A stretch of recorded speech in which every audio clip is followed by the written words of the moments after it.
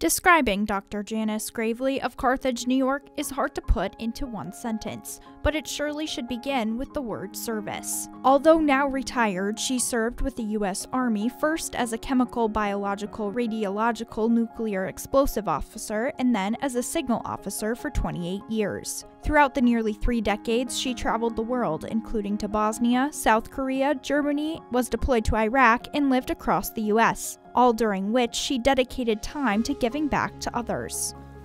While I was in the military, I always volunteered. Every place I went, and I guess that's just the way I was raised.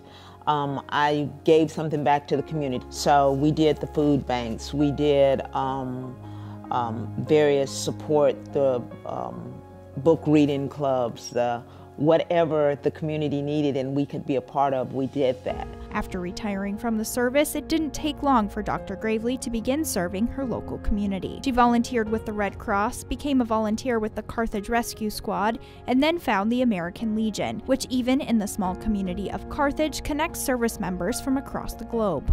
As a retired military person, I was a member of the Veterans of Foreign Wars while I was in Europe. Did not realize that the American Legion is the largest veteran service organization in the world, and the things that they do for the community.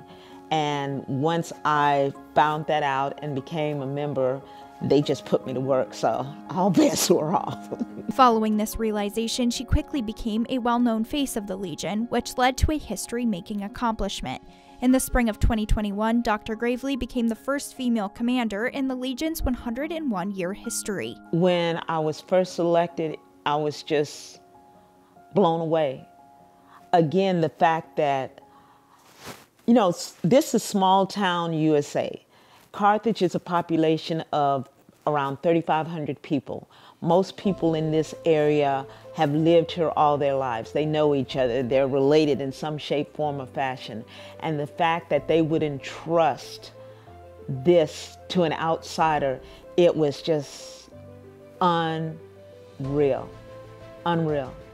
And I'm just so appreciative that not only did they trust me to elect me to become the commander, but they have supported me unconditionally.